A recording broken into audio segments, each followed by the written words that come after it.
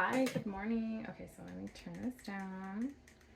So, I wanted to talk to you about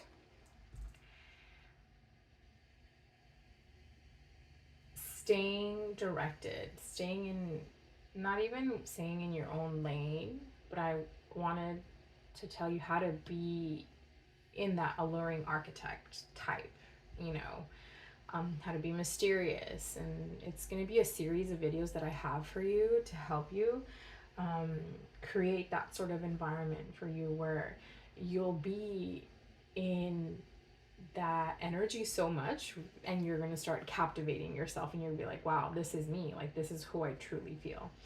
don't don't mind me, I'm getting ready right now. I'm gonna go run some errands, and then I'm gonna actually speak with my counselor for school, for my classes. And I just wanted to stop by and like let you know what I'm doing. So I usually do my hair and then my makeup, but my hair, it's just, I'm gonna wear it curly today. My hair is curly, for those of you who don't know.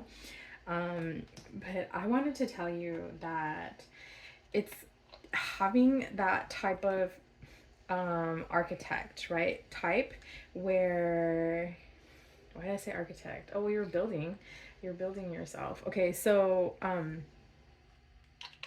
in a sense where you can actually find yourself turning into somebody else. So it's putting yourself into that level where you want to be. So it's like, how do I get from this point to that point over there? So, honey, what I'm trying to tell you is less is more. Less is more. I'm trying to see if I have you here on the camera. Okay, so yeah, less is more. And one thing that I want to tell you is you're gonna be not alone or feeling lonely per se. You know, it's just for those who maybe are leveling up around you as well. But it's not going to feel lonely because you're knowing yourself more. So you're going to spend more time with yourself. You're putting yourself first. And you're at that point where you essentially want to tell yourself, you know what? It's okay to be in my own company. Like, I can go take that trip by myself. I can go do that. So it's being consistent with yourself. So if you're going into a hobby, right, you really are actually, you know, dedicated to that hobby or dedicated to your schooling or dedicated to I had some notes, so I'll do a more in-depth video for that. So the archetype that we're doing today is being more alluring, right? So you want to ask more questions, none of like those open and ended questions per se, but it's where you want your audience, or in this case the guy that you're alluring, you're, you know, bringing in, you want to keep them wanting more, because essentially that's what they do. I will let you know, like, that's what they do. I've been in numerous, when I was like super like young and barely starting to date, I noticed that the patterns were where they'll answer some questions and then some other questions they won't, but they'll keep the questions open for discussion, open for topic. And it's kind of like, let's say, do you like ice cream? And, you know, it's just an open and ended question. So they'll just be like, yeah, I like ice cream, you know, and then that's it. Like, that's it. That's the end. But it's kind of like, instead, here's another example where it's like, tell me, what kind of flavor are you more interested in? Which one piques your interest? What flavors pique your taste buds? And so then that opens the level for multiple answers instead of just like yes or no. So that's what I'm talking about. That's a good example. For me, I'll tell you one thing. Like, I used to be the person where I would keep asking questions, like we were in an interview, whether it's for like, with like family, friends, especially with somebody like romantic. Those are the type of questions that I would ask. I would keep asking them, okay, so what kind of ice cream do you like? And, you know, it's that add on question that I just asked because they're not doing anything or they're not asking in return. Some people may do that, It just depends on what type of energy they are encompassing at the moment. But other than that, no, the open and ended questions, they don't open, like, they don't leave for any room for conversation. Also, if you're really invested into somebody, then obviously they're the ones that are alluring. It's kind of like having that black cat energy. And for some others, it's kind of like where you're telling yourself, oh, okay. So, what else? What else do you like? Do you like any toppings and this and that? We're just talking about ice cream right now, okay? Because I want ice cream. It's summer here in California where I'm at, and I just crave ice cream. I'm lactose intolerant, but your girl craves ice cream all the time. And so that's something that you want to keep into discussion, right? And then if they ask you questions, it's kind of like you want to leave them wanting to ask more. So it's kind of like when they're like, oh yeah, I like so and so ice cream, I like this. And because it just like, does it bring any type of memory to you that you might think, or we might have to go for ice cream sometime, we might have to dip into the delicacy of many flavors sometime. If you start bringing those, like, instead of like, oh yeah, we should go hang out, we should get ice cream sometime, it's kind of like, oh, it's open and ended again. It's kind of like yeah or no, so it's those types. It's not what you it's Yeah, it's kind of is, it's what you say and it's how you say it a lot of the times. But it just differs with other people. And I'm telling you, please, if this person is not engaging in the conversation when you are giving that alluring type of archetype, walk away. Just walk away, because they're not catching what you're putting down. They're not picking up what you're putting down.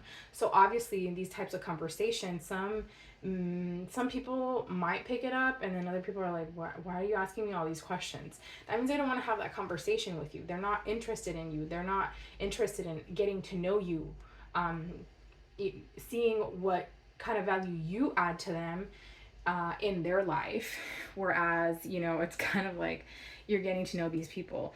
Another thing is staying consistent with the hobbies that you have, and if they see that you're kind of like trying out new things, and then you're just not, oh, what? What? Okay, no. I had to. I literally had to. Oh my goodness. I just was adding like a whole crater to my eyebrow. There we go. Much better. So what I'm trying to say is the topic of discussion, whatever it may be, it's that, you don't have to always stick to that. If you don't want to answer the question, then ask another, open for discussion question. It's kind of like, oh, what about you? Do you like ice cream? And then you can answer with something like, I prefer my tastings to be a little bit more different than something sweet or such a delicacy. I prefer something a little bit more rich in so and so, something like Italian food, or I like something more like salty and sweet. Along the way, as you're having conversations with these type of people or whoever you have in mind, you'll know how to answer directly, because it's kind of like you're not answering per se, you're not saying yes or no. But then again, you're not leaving them kind of like wondering, well, why didn't they answer my question? Like, I just asked them a question. Why aren't they answering the same question that they asked me? So that's something, those are like two little key points that you want. So keep it mysterious, don't, don't talk all at once. You don't be the one that's just yapping away. I used to be that person that would yap away, that would ask questions, that would invite people, that would let people know what I'm doing at all times, like all hours of the day. And people were like, oh, okay, well, I know exactly what she's doing now. I let my like inner child take over just for like a few minutes with a conversation I was having with someone, and I ended up just being like just a run-on sentence. And so I'm just like, wait, I just did that. So you always want to be in that energy where you're like holding yourself back because you don't really want to give everything away. You don't really want to tell everybody, everybody what you're doing, what you're saying, what you're thinking, because then it doesn't make you alluring. They're not going to be coming in. They're not coming to ask more questions. They're not coming to be like, oh, well, this person, like, I already know what they're doing, so why am I even going to do? So keep it like active too. You have to catch yourself at times. So yeah. And if that doesn't work for you, if that like open and ended question like response is better for you, then you can end the conversation right then and there. But other than that, if you want to keep them just, keep them coming for more, you have to have those type of responses. Especially, it's kind of like when they ask, okay, if you, let's say you're on a date and they ask, well, what are you looking for, and then they tell you, and so tell me, what is it that are you interested in? What are your intentions with this encounter that we have, right? So and so. You also want to speak very, very slowly. So be as mysterious as possible, like the key points that I gave you. And also, you want to ask more questions. You want to have them answering more questions, talking more about themselves than you are talking about yourself. Because at the end of the day, and this works on anybody, at the end of the day, they're the ones that be like, huh, I like this person. I really do. Like, I got to know them a lot. So it's a psychological trait that you're going to end up developing. Nobody is born with this, obviously, but you have to pick up those psychological traits. And it's not manipulative. It's just like you're letting that person know that it's that vulnerability that they can have with you. Okay. So yeah, back to the dating question. So, and then they tell you, well, I'm looking for somebody who is, kind, sweet, and is driven, and and is really hot. So once they answer those questions, once they answer that, and then they'll be like, so what are you looking for, and do you have a type? So sometimes they might ask you for a type, and sometimes not. It just varies. It's so much that goes into this type of like conversation with men. You are essentially speaking like they are. That's what you're doing. And the more you are like speaking to them, the more it's kind of like, I'm good. Like, I don't really want to talk to you anymore. Unless you're like super attracted to this person for whatever it may be, But first you have to be attracted to yourself. Pause. Yeah. So, in response, how you can tell this person or whoever you're talking to, this can even go with family, with friends, with coworkers, meeting Jack, Jim, and Joe down the street at the supermarket. Like, you can have that. Like, you have to embody that alluring. Like, no, don't just say, oh, I'm mysterious. So no, you have to feel it. How would that alluring archetype feel? How would they have the energy? How would you think that your archetype self of being alluring would be? So with that being said, when you're responding to the person, when you're like, you know what, so you want to have a pause in between before you're answering, because you want to give them that like moment of suspense, like, oh, so that draws them in. That is more alluring, right? And so you want to let them know, you want to tell them, how much time do we have? Oh, girl, we have enough time. You want to let them, well, honestly, I used to put people in certain categories and hold these standards, and I've noticed that the standards that I had didn't really meet.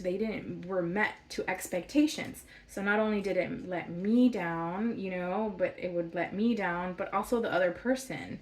And so with me doing that, I'm experiencing the person as a whole now. So what I can do, okay, so then they're like, oh, as a whole, right? They're not going to answer because you've already dragged them, or not dragged them, you've like put them into that zone where they're like, oh, I'm captivating. Yes, please tell me more. That the leaning, you'll notice this. I've noticed this a lot.